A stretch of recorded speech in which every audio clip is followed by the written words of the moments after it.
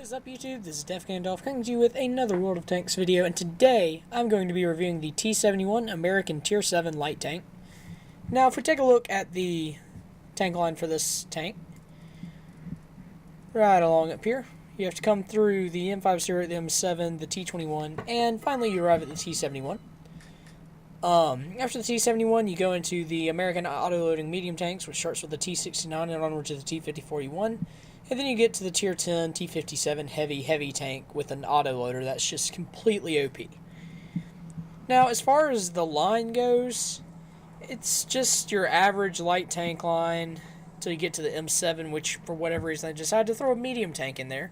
It's not really a medium tank, you still gotta play it like a light tank. It's just that it's a rather large target, and it is fairly fast, but it doesn't turn quite as well as I would like, and also its gun is not extraordinary. Although you do get medium tank matchmaking at Tier 5, which does give you an advantage over, say, an ELC or something of the sort. That will get much worse matchmaking than the medium M7. Then you get to the T21, which is a Tier 6 light tank based off the T20, which is a Tier 7 medium tank for the Americans. Very little armor, very little HP. Not really as fast or agile as I would like. It does not turn particularly well.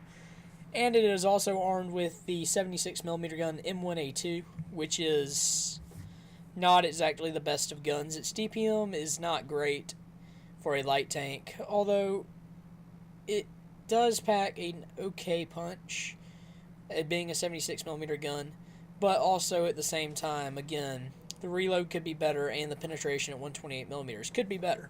But it's all worth it, because once you get to the T71, you get a very, very agile vehicle with a top speed of 64.4 kilometers an hour that it will reach very, very easily, even over rough terrain. Traverse speed of very, very good, 56 degrees per second. There's not a tank in the game that you cannot get around. If you play this right, you can get around medium tanks, even tanks such as the M46 Patton at Tier 9. You can get around them if you time your attack right and get around them.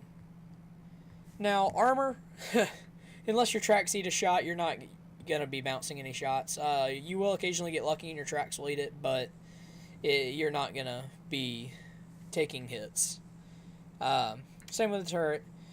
And gun, I'll get to in a minute. Turret traverse speed 42, so it is in fact fast enough to keep on tanks when you're circling them. View range, very nice, 408 meters base. And if you put optics or something like that on a tank, you can get it very far up, but I don't put optics on it, as you'll see in a minute when I go over equipment. Signal range, 745 meters, so that's pretty much good enough for any situation. So yeah, this tank is a very, very, very fast and agile tank. I mean, it turns so well that if you're going fairly fast, and this is actually one of the annoying things about this tank, if you're going fairly fast, you will actually drift when you turn instead of turning. And that's something that is really annoying and will occasionally get me killed. Say if I'm trying to run a scout run up across the top edge of a ridge, say on Prokhorovka, when I go to turn, it'll drift instead, and I'll be out in front of enemy guns for 10 seconds too long. And I'll just get blown up in the first 2 minutes, which is not fun. So that is one kind of double-edged sword aspect of the speed of the T71. However, the gun on this tank is absolutely incredible. It says it's only a Tier 6 gun, but it's far better than that. It is a 76 caliber gun with average damage of 150 HP, 175 penetration with standard ammunition, which also happens to be APCR, which is rather strange. Your standard ammunition is in fact APCR, so people that have the damage indicator mod will in fact call you a gold noob when you are actually just using your standard ammunition. And it's kind of funny, but regardless, 175 pen with your standard ammunition, 210 with heat shells, and that's kind of funny because it's a 76mm gun that can fire heat shells. So regardless, 210 penetration with heat shells, and then 38 with high explosive. This is an auto-loading cannon with 6 shells in the magazine, so that's a lot of damage you can output in just a very, very short period of time. And with a short reload of 2 seconds between shots, you can dump all 6 of those shells in 12 seconds. That's just an incredible amount of damage that you can do to an enemy. Now, the accuracy of this gun is not particularly special at .39 at 100 meters. Then again, that is perfectly fine for what this tank's gun is designed for, which is close quarters engagements, get off those 12 shots, kill the tank, or just get away. You really want to do hit and run attacks with this vehicle. You do not want to be taking on multiple tanks at the same time. While you can dodge shots, you can't rely on your luck forever. So you do want to be getting into 1v1 engagements versus heavy tanks and versus heavy tanks and tank destroyers. Now, the aiming time of this gun is 2.3 seconds, and this is something to keep in mind as its aiming time is in fact longer than the reload between shells. So you do want to be careful if you're shooting at anything beyond close range to aim your shots in. You do have to be mindful that as soon as a shell is loaded, you can't just bang, fire, bang, fire, bang, fire, if you want to hit all your shots. As far as equipment on the T71, I like to take a camo net, improved ventilation, and a vertical stabilizer. Now, camo net, for obvious reasons, this is a scout tank, and a lot of times I will be passively scouting in bushes at the beginning of matches. The information that you can gather in the first 2 minutes of a match is probably the most vital to the team, because it'll tell your team where the enemy is sending most of their force to. So having that camo net just helps you to get into a bush or in an otherwise hidden position, get your extra bonus to your camo rating so you don't get spotted as you're just sitting there scouting out their entire team for your artillery. And then once you've done the job, you can get out of there and find a nice place to put this gun to work. Now, improved ventilation, that just helps everything. Improved vents is just a very, very good thing to have on any tank. The main reason I put it on this particular vehicle is to try to speed up that long reload time. I want that to be as fast as possible so that I can use my gun as much as possible. I just want to keep this gun firing. I want it to be firing as fast as I possibly can, so I can do the most damage as possible in a match. And that also helps with things such as acceleration, aim time, accuracy, and all that stuff as well. It basically boosts everything about the tank. And the last equipment I use is vertical stabilizer, and that's just because, well, this is a light tank that you will 90% of the time be firing on the move with. And 20% accuracy is just absolutely massive when you're trying to take those shots as you're approaching a vehicle.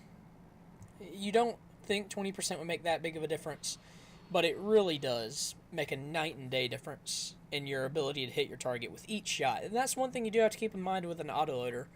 You do not want to be wasting shots. I mean, if the tracks of the enemy tank eat a shell, or if you miss a shot while you're circling them, it just way reduces your effectiveness in that engagement. And consumables, I just take my standard outset repair kit, fire extinguisher, med kit, and you definitely want to be carrying a fire extinguisher. That is not optional in this vehicle.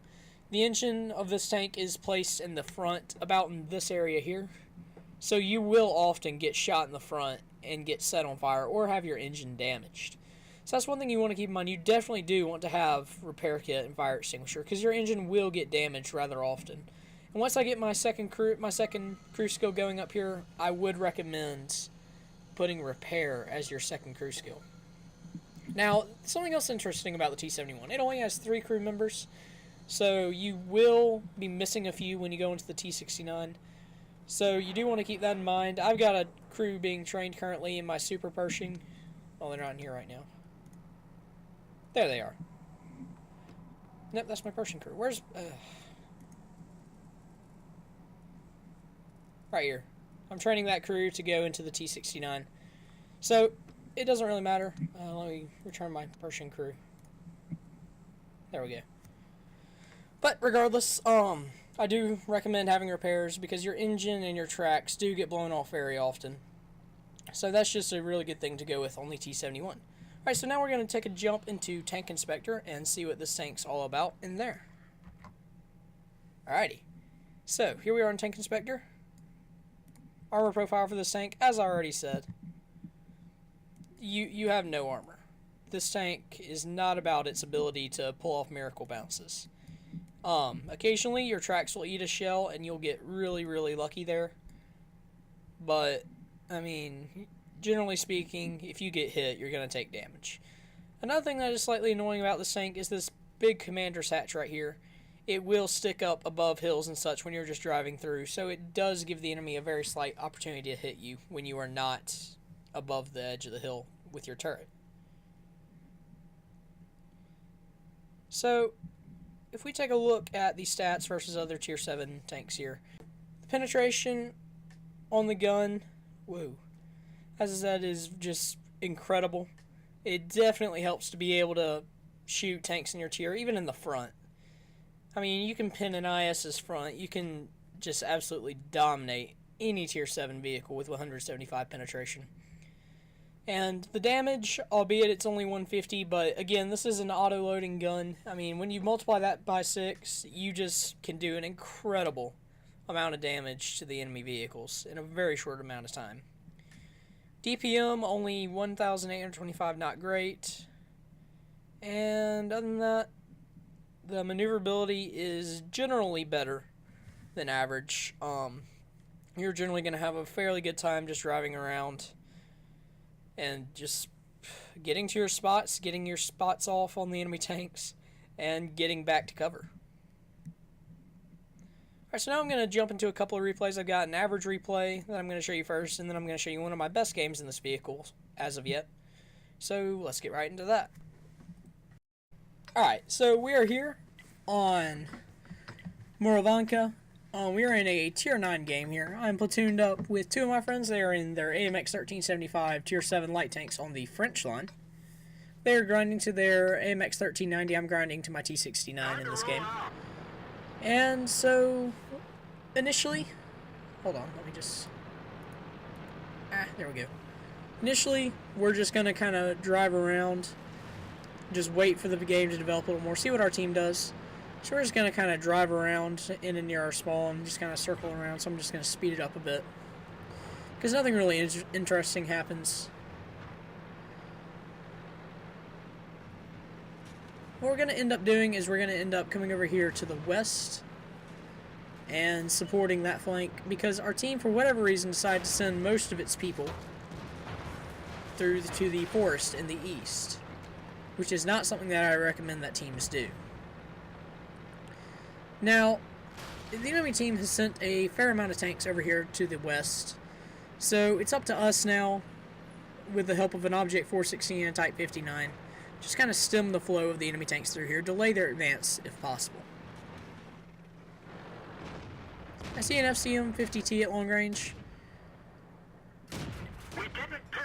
and I managed to pin him a couple of times, but generally speaking I bounce. I managed to hit him in the turret ring or something a couple of times, just below the turret there. And I do get a little bit of damage in on him, but now I have to reload. And I don't know what's up with the colorblind mode in my replays. For whatever reason, like I play with colorblind mode on. I'm not colorblind, but I just think the purple looks better. And for whatever reason in the replays, the tanks are still highlighted or outlined, so to speak, in red when I look at them. So I don't know what's up with that, but when I was playing this, it was just all purple. So at this point, my friends and I are just looking at the game. It's just like, this is not a good situation for light tanks. I get a spot off on the Type 59, and he puts a good shot into my platoon mate down there. And it's just not a good place to be in for light vehicles. So we decide that we should probably just get the heck out of here, go regroup with our team in the east. Because if we have a chance in this game, it's going to be by regrouping. We want to have all of our guns together, all of our guns fighting together, and all shooting at targets that everyone can hit, and hopefully everyone focuses fire.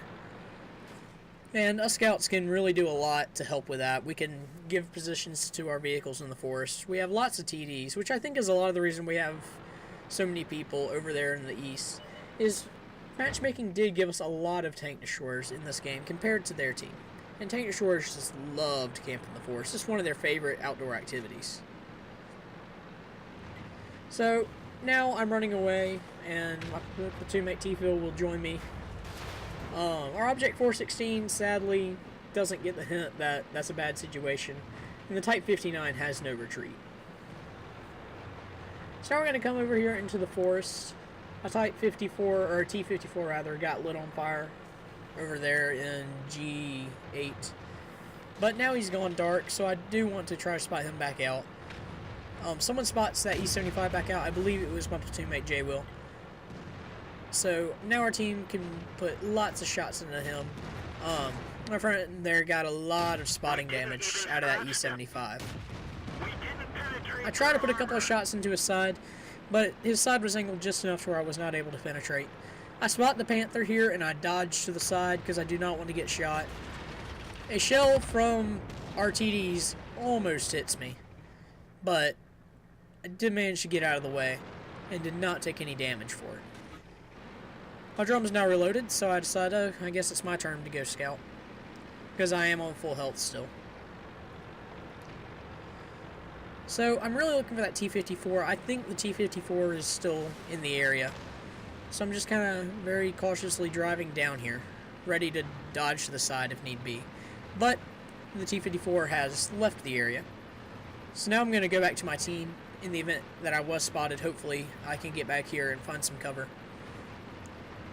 Now I'm going to go hunting for their T71, who was last spotted in the middle of the map. That is a very dangerous tank during the end game of a match. The T71 is just so good, and it's kind of interesting when 271s duel, because basically the first one to get a shot off wins.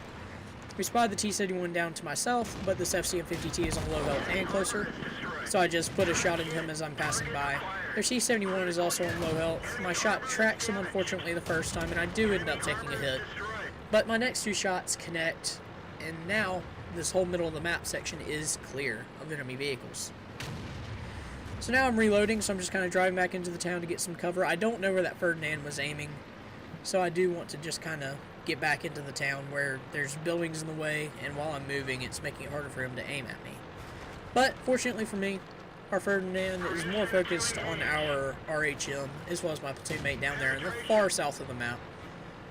So I come up beside him and get a nice 2 mortar shots into him.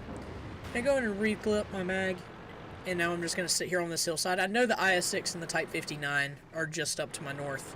The IS-6 has just killed T-Phil, and I do want to do something about that. I know they have to be up here to the north. They couldn't have moved far. Now my drum is loaded. And oh crap, there's the IS-6 who's on full health. He nails me once, and I bounce a shot off his front. Now I'm around beside him, but I was not expecting the IS-6 to be there. And the surprise of that just made me go flying way past him. And I just got absolutely mauled by the IS-6 there. If I had reacted better, I could have circled him much tighter, and there would have been nothing he could have done about it. But unfortunately for me, I was just not prepared for him to be that close. I would have expected him to be more up in the B3 area. But regardless, he got the kill on me. But not before I managed to do 1,600 damage in this game. I played a fairly major role in this game. I did accrue almost 2,000 spotting damage along with my 1,600 damage of my own. And I did rack up about 900 XP in this particular game.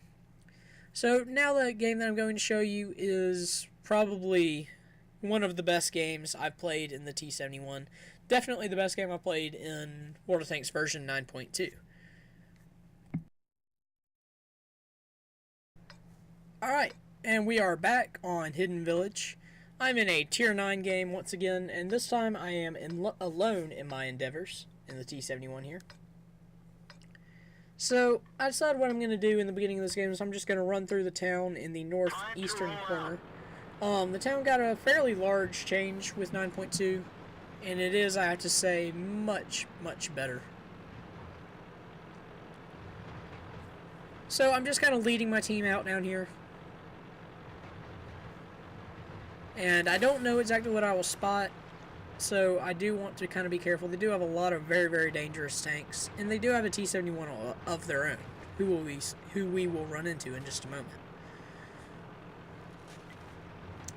Now, one of the biggest things they changed about the town is that they added this kind of ridge right here that you can go, you can go to the left of or to the right of.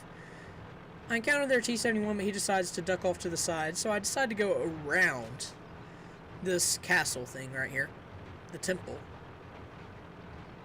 come back around the other side, and shoot the T71 as he comes down the other side of the ridge. Here he comes. I get the first shot off, and as I said a moment ago, whoever gets the first shot off is basically the victor. He bumps into the wall and slows himself down, so I'm able to back up. He takes most of the ram damage, not me, and I managed to kill him without losing all of my HP.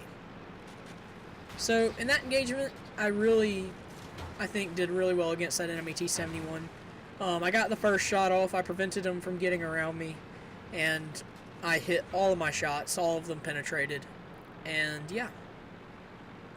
So now I've got some support here from our Borsig and our E75, and I'm just going to kind of wait and see what happens here. We spotted a T25-2, but I don't want to go up just running up there because we don't know what they have other than the T25-2.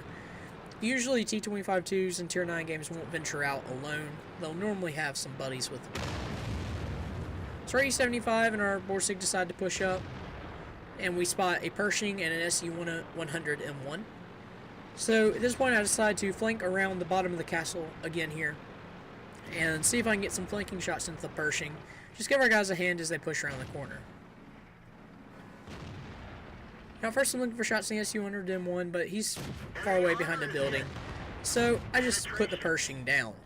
This is where you get to see just the insane rate of fire of the 76mm autoloader.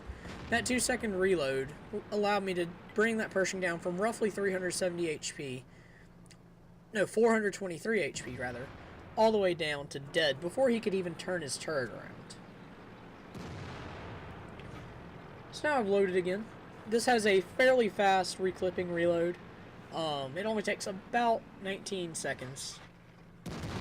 Unfortunately, I didn't manage to get a shot into the SU-100 because our E75 and Borsig dealt with him. And now I still want to be careful because they do have a Waffenträger Panzerwehr. So I don't know where he might be camping. I see the KV-4, but I decide not to take shots because, well, it's a KV-4. You don't just shoot at the front of a KV-4 when you're in a light tank. Even if it does have a 175 pin, you do not simply shoot the front of a KV-4. Regardless, our teammates take him out anyway, our AC-7 delivering the final blow. And now I'm just kind of waiting. We spot their Waffenträger Panzerwehr up there on the top corner of that hill there. And I think I might be able to get shots in the STI, but unfortunately I cannot. Our E75 is moving up, and I decide, well, let's just go get their arty. They've got an SU-14-2. That is a very, very good artillery piece with a very large gun. He is spotted on full health, and this guy gets shot at a lot, but no one actually manages to hit him but me. So I get basically a free 410 damage. I just have to cross my fingers and hope that he's not looking to the left of that shed. So I come around the corner from the outside edge. Ready to fire. And thankfully for me, he is not paying attention to me. 3 shots, and he's done. Sent him back to the garage, where all the good arties should be.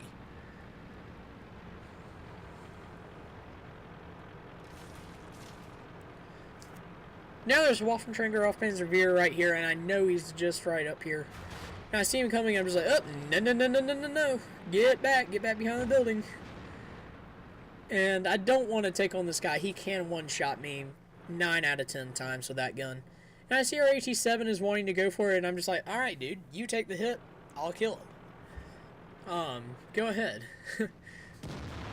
So, the enemy shoots, and I just open up on him. My 6 shells show no mercy.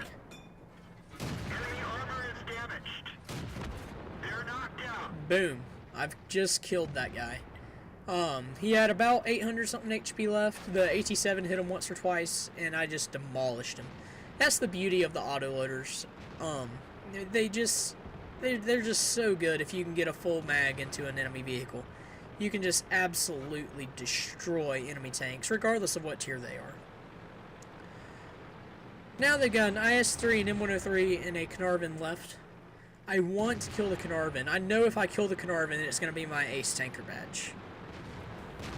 I see the M103 and the IS-3, and I cannot push past them. I know I can't get by there without getting shot. I know they're going to try to shoot me instead of all of our more dangerous vehicles. So right now I'm just kind of using our AT-7 for cover. The tank is small enough to get behind it here and not get shot. AT-7 does not appear to want to pull back. So I'm just like, alright, whatever, I'll use you for cover. I see the Carnarvon pop out and I take a shot. I really do want to kill him. And let me just pause it here. At this point, we've sent an AT-7 right here. He's going down to that area to kill these guys. We've got a T-29 on the corner. And we've got a Borsig coming around the side there. And so I'm thinking, alright, time to go for the Carnarvon. They'll be entertained with killing my 3 teammates there. But nope, M103 has other ideas. I dodge a shot from the Carnarvon and just get lit up by their M103. And that's basically how this game went for me. It was a very, very good game for me with 2,349 damage of my own. I had actually no spotting damage in this game, but I did do a ton of damage of my own. And you can see in the chat that I'm a little sad that I got killed there. I really wanted my Ace Tanker badge. I've not managed to acquire that in this vehicle yet. I'm hoping that I'll get it before I move on to the T69, but I'll probably end up keeping this vehicle after I get the next tank, because this really is just a very, very fun tank to play. I highly recommend that you go down this line. There's some very, very good tanks in it once you get past the T21 and the M7. Once you get to the T71, you've got nothing but just really, really awesome vehicles in the T69, T54E1, and T57 Heavy. So if you enjoyed this review and or found it helpful, please be sure to leave a like. Head to my channel and subscribe for more great World of Tanks content coming to my channel in the very near future. And yeah, that's about it, guys. This is DeFGandolf signing off. Later.